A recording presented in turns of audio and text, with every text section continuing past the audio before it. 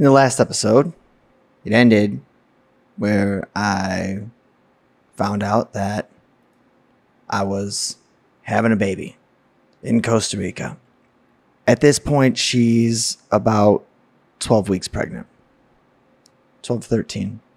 And immediately my mind starts figuring everything out and making the decisions of, or trying to find the solutions to, where are we going to live? How are we going to get connected? COVID's still a thing, so travel and moving is difficult. On top of which, I have a home in Chicago and a lease. And I also just got a place in Austin, Texas as well. So I have two homes. So my first thought was, okay, I'm going to have her move out here. Turns out that getting a visa to come from Costa Rica to the States is darn near impossible. And definitely not in the time frame that we have. So I said, fuck it, I'm coming. And I said, I'll be there in 6 weeks. Let me just figure out my shit.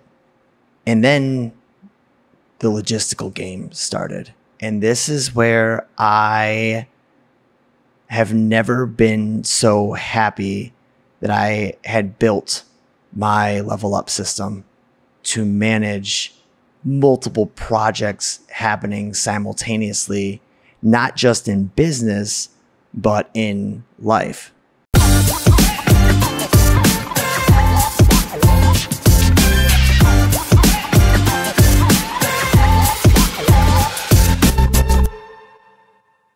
So I started using my workflow board in my personal list of, okay, what are the things that I need to do? And I was like, all right, I have to figure out where I'm going to live in Costa Rica. And how does that even work? Can I even sign a lease? What does the visa situation look like for me? How long can I go there? How long can I stay there? How do I reset my visa? And where are we going to live?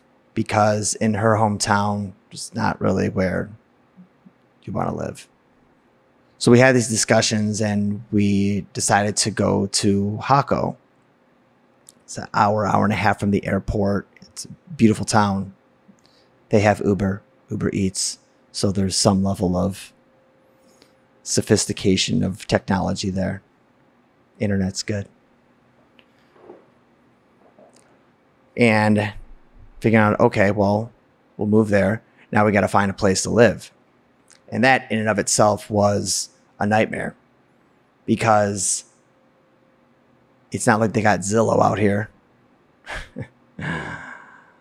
So I started that process. Next, I was like, okay, what am I going to do with my place in Chicago? Like, I'm going to see if I can break the lease. Also keep in mind that I had a buddy that was living with me. That's a digital nomad, but because of COVID, ended up becoming a permanent roommate. And so this turned his life upside down as well. So I had to have a conversation with him. I had to have a conversation with my landlord of like, hey, how can I get out of the lease? And basically I had to give up my security deposit. I had to pay an extra month. I was going to leave in the middle of July or June, and I would have to pay for the entire month of June. So like, okay, cool. Figured that out. And then I was like, well, what am I going to do with all my shit? So I have to move all of my stuff from Chicago to my home in Austin.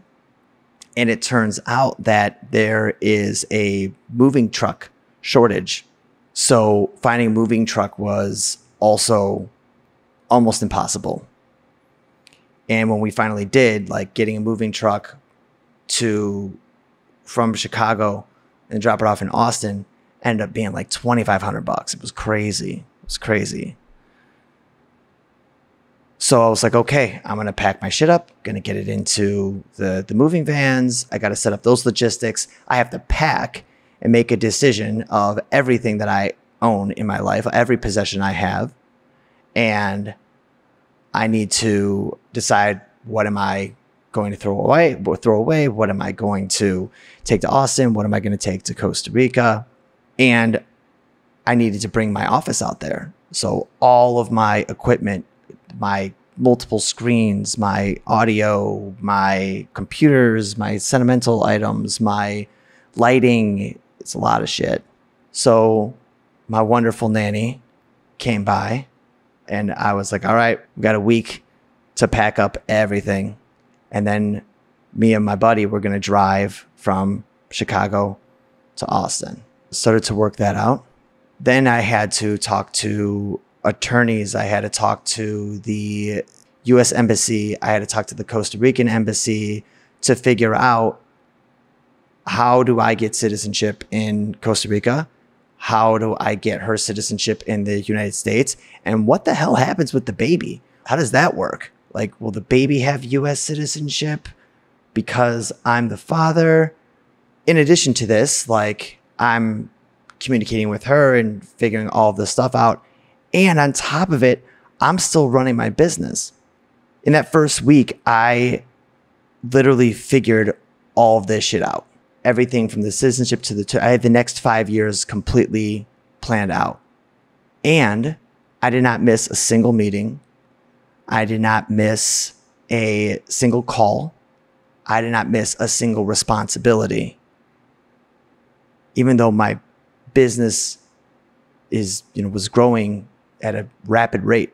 So when it came to taking my own medicine and scheduling properly and creating space for me to like emotionally digest all of this stuff and to work out all of these logistics and to be able to manage all of the communication and all of the people involved. I mean, it was dozens of people that took it to get it together. It was hard, and I still did it. In addition, I was going to San Diego for 8 days because I had my buddy's birthday party. 2 of my friends had birthdays, and we rented a cabin in the mountains, and we're going to do some stuff. So I had to travel and do all of that as well. And at this point, I had not told anybody. That's not true. I told my sister, because I was the first person my sister called when she had her first kid. And she was supporting me in it. And I told my brother. And then I told my parents right before I went to San Diego, because they were going to drive me to the airport. And I didn't get the response that I was hoping for, but I did get the response that I expected, which is they were stressed out. And I have a very close relationship with my parents. And so I knew it was going to be tough because I talk to my mom almost every day and I see them almost every weekend. So this is going to be a change for them too. And I said to my mom, I was like, are you just tired, or are you really, like, are you not into this? Because I went there and first thing I said is, I was like, I got news. I'm having a baby. And I was so excited. I mean, everyone I told, I was crazy excited, because this is what I've been calling into my life. I had, previous to coming to the Costa Rica, I went to a deep spiritual retreat in Cancun with Dr. Joe Dispenza, where you go into the field and like you manifest your life. And I was like, I called this in, and my mom said, there's so many ways that this can go wrong that I just don't want you to get hurt. And I said, you know that I can handle chaos logistically, emotionally, mentally. So I'm not worried about it. Once you put that aside, like, all that's left is there's a little baby Spency B out there right now. And like, this is real. And I'm like, so this is exciting. And then they got excited. So my whole family knew. I went to San Diego. I told my friends. They knew. on this vacation, I'm still working. I'm still figuring out these logistics, trying to find a place to live, and just juggling all the balls. And again, didn't miss a beat. And I was thinking to myself, I'm like, this is going to make such good content, such great content, because if I can continue to grow my business in the midst of this crazy situation, then it's just an example how you can do anything. And I was planning it out. And trust me, what I'm creating here was not what I was thinking. God, no. Jesus Christ. Because my mom was right. It got bad. It got real bad. Real bad. I came back from the vacation, the trip to San Diego, and planned the move. And the move was so expensive, and I bought my flight to Austin. So I had to pack everything. I had to get the truck. I had to go to Austin. I had to unpack all of the shit, repack all the shit that I needed for Costa Rica, and then fly to Costa Rica. And I called a moving company, and it essentially was the same price for me just to have them pack the truck, bring it to Austin. My buddy was going to be there anyway. So I'm like, why do I need to go? Like, I don't really need to go, because they move all the boxes, and all he had to do is pack and unpack, boxes. And my girl told me, like, hey, I'm going to hear the heartbeat, or the doctor said I can hear the heartbeat of the baby on the 6th. So I was like, fuck it. I'm coming now. Like 1 week, I'm coming. And so I had 1 week to pack up all of my stuff.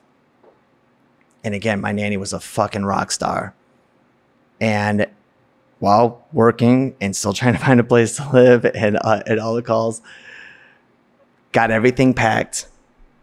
And my shit was packed, and we're just waiting for the moving company. And I'm like, the moving company's gonna just take all the boxes that are packed, and they're gonna bring it into the truck. So like, I don't gotta be here. So I'm going. I'm gone. And I started telling some of my clients and some of my extended friends, and I told my extended family, and it was a celebration. Everyone was on board, not because they thought it was like a good idea or a stable situation, but because they saw how excited I was. And I saw like my family for like the last time, my brother's birthday party, and I had found a place to live, which this place here, well, not quite this place, but I'll explain that in a minute. And I was leaving. I was gone. And I'm like, I'm moving to Costa Rica, and I'm going to be there for a year. And I found out that when it came to the citizenship, that the moment I have a baby in Costa Rica, I get Costa Rican citizenship, permanent residency. So it's like a green card. I get all of the rights except for I can't vote, but otherwise I'm a citizen. So it gives me access to like banking, getting a license. Like I never have to leave. Like I'm a citizen. So I was like, oh shit, great. Because I want to build a retreat center out here where I can do deep dives of precise language and healing and of company culture and workflow and systems.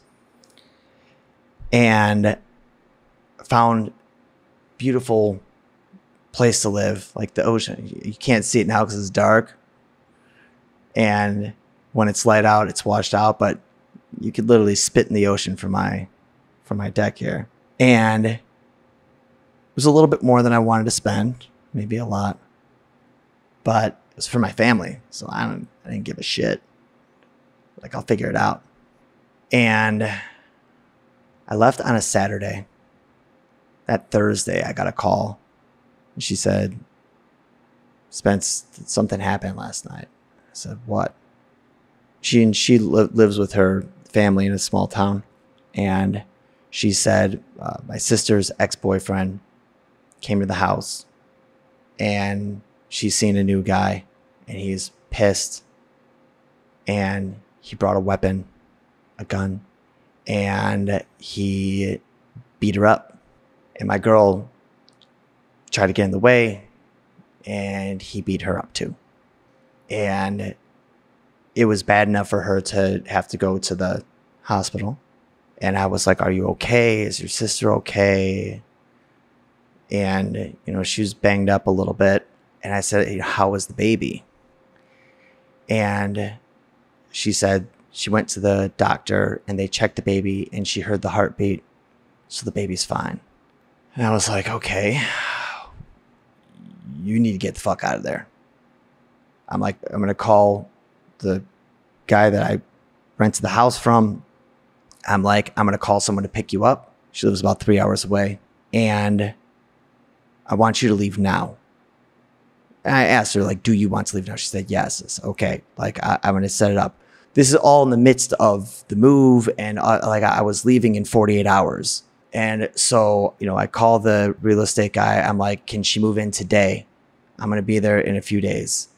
And he's like, yes. I'm in the process of signing the lease at this point, which I didn't know if can I sign a lease? And if not, can she sign a lease? And if she can sign a lease, she doesn't have any money.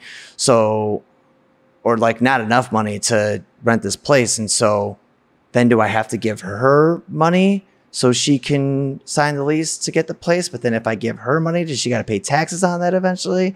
So it was a logistical nightmare in a land of which I do not speak the language. It was challenging. And so I was like, get me the papers, let me sign. And throughout all of this, as my friend is coming to pick her up, I get told that we don't have the house anymore. They rented it out to someone else as a vacation rental. And I went ape shit. I was pretty pissed. And I was like, my girl and my baby are coming right now. And you tell me I don't have a home. No, we already agreed on this. I asked you to get me these papers the other day. We had a verbal agreement. You guaranteed me that I had this. And I'm like, I'm not just some dude coming out for vacation. I'm building a family out here. You're stressing out my girl, which stresses out my baby. This does not work for me. And I'm being a little bit more subdued than I was on the phone. It's mainly because of the depression. So I'm arguing while I'm trying to pack to all my stuff for it to go to Austin. But then I also have to figure out what the hell am I bringing? How am I going to get it here? And traveling internationally with 5 bags is expensive and cumbersome. And it must have happened 3 times that day where he tells me I have a house, and then he tells me I don't have a house, and then he tells me I do have a house. And I was just, I had flipped a switch. And it's crazy. Once I realized I was having a baby, I realized that the mindset that gives me my superpower of frame control no longer was relevant. Because my mindset, it had always been I'm ready to die. I've been so close to death more times than I can count or probably remember. And the liberating thing about almost being dead is that you no longer fear it. And so to stand up for my principles or to go all in on something, it's legit ride or die. I'm ready to go. So. And if it's against my principles, then fucking kill me, because I'm not going to budge. But then when I think about my baby, I was like, oh shit, I can't die. So really, it really threw me off. And so I had to operate from a different place. And that was tough. But what was really great was prior to that, kind of had an opportunity management problem, because business is going good and I could really do whatever I want. And so I didn't really feel like I had a direction personally. just kind of just like, whatever happens, happens. And, we go. But as soon as I found out I was having a baby, then it was like immediately my brain could just like execute and plan. And like I had, like I said, the next 5 years planned out. And I eventually got it done.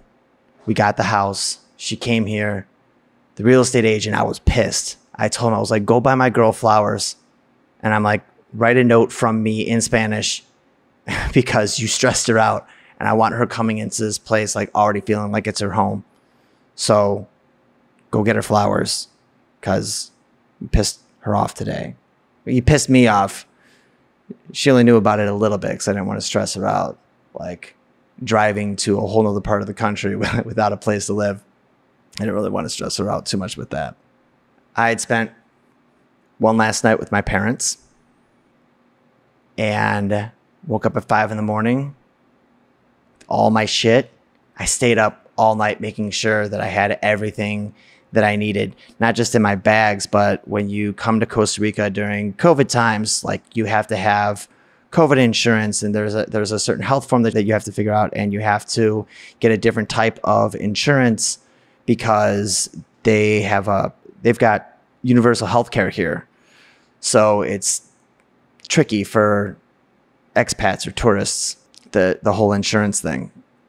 So I'm like figuring that stuff out, making sure that all that's on there, because I'm worried that just something's going to happen and I'm not going to have to get to be there. And she was worried about that too. And I told her, I was like, look, if I have to fly to Miami and dig a fucking tunnel under the ocean to get there, I will be there.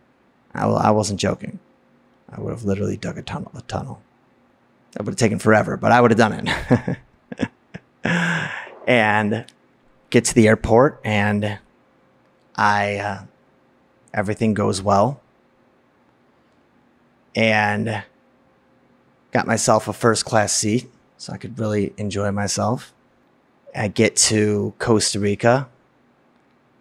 And when we were here the previous time, I had made a friend, Miguel, who was my taxi driver, but like your personal concierge. And we became really good friends. And my girl and his wife became good friends too. And when I told him that I was moving out here, I was excited because we really connected. He told me that his wife's having a baby too. So I was like, oh shit, this is working out perfect. He's having a baby. I get along with him. Our partners get along really well. We're going to have a baby at the same time. Oh, it was perfect. And the move went perfect. And I was going to end up getting citizenship. And I had talked to the attorneys in the States to start getting her a fiance visa. So once we had the baby and the baby was 6 months old, we then could come to the States and start working on her citizenship. I nailed it. I did not miss a fucking beat. And I did it from the moment that I heard about the baby. 26 days later, I'm in Costa Rica without missing a beat at work, without missing a beat with my family, with working out everything logistically. I felt like I had completely figured out life. It was great. And then I like show up to our home, and it's just like, this place is insane. And I see her and I give her a kiss, and I talk to my baby like I'm like in the same room as my baby. And I just know it's a little girl. I know it. And that night, I had so many conversations with our baby. I was telling her all of our plans, just everything. I was just like already building a relationship with her. And I was like, I had built my life so perfectly with all of the tools of precise language and clear communication, with all of the people that helped me navigate this whole thing, and all the lives that it affected. And being honest and having integrity and just being on your shit. The logistics with my workflow system, the team that I built to help manage all of the chaos, the new team that I built in Costa Rica without even being there, I was like, holy fuck, I just did something that is insanely difficult and I'm batting 1,000. And I woke up that next morning and I was like, I won life. I won it. I did it. I have everything. Everything.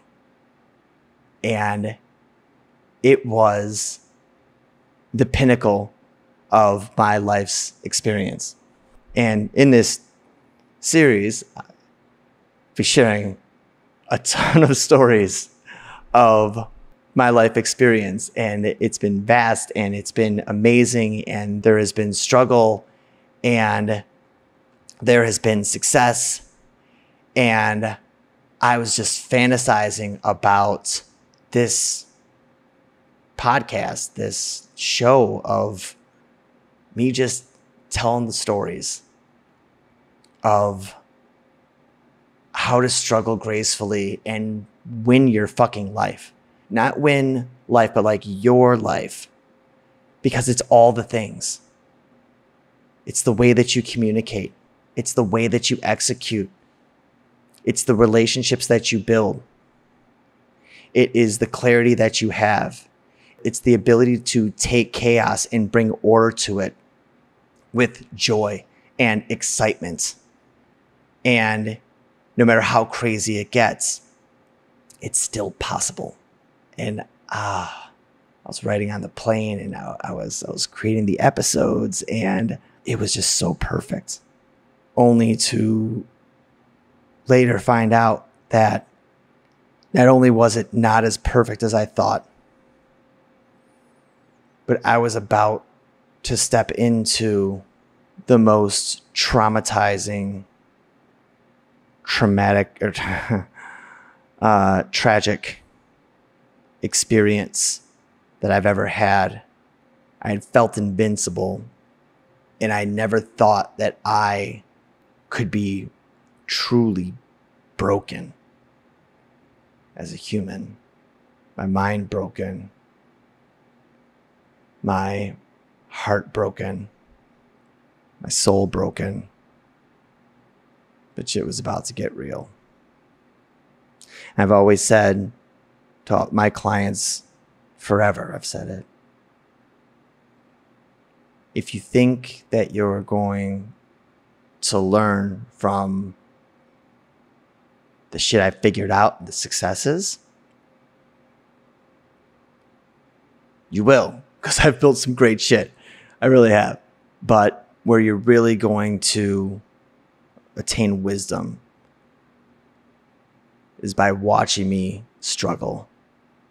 And so this conversation was supposed to be one of triumph. It turns out that became one of watching me struggle gracefully. And honestly, I'm still in it. Deep. Ugh. So deep. But I'm here on this planet with the circumstance and the gifts that I've been given to alchemize the chaotic, bring meaning to it, extract wisdom from it, and to publicly share it. So those that come after me and those that are my peers can attain that wisdom and perspective without having to suffer as much as I did in the process. That's what I hope that you get out of this. At the end of the day, like, just trying to tell a story. What you take of it, what you take from it is what you get out of it. If this video resonated with you and you are ready to scale your growing business, then come join our free Facebook group by clicking the link below.